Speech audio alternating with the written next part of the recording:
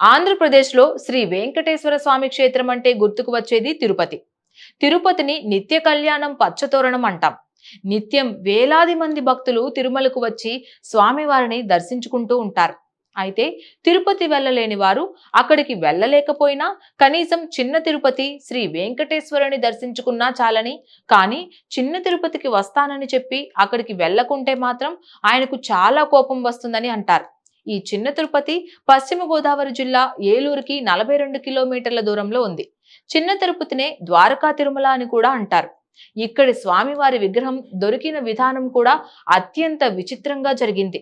ద్వారక అనే మునిచీమల పుట్ట నుంచి శ్రీ వెంకటేశ్వర స్వామి విగ్రహాన్ని తీయడం వలన ఈ క్షేత్రానికి ద్వారకా తిరుమల అనే పేరు వచ్చింది.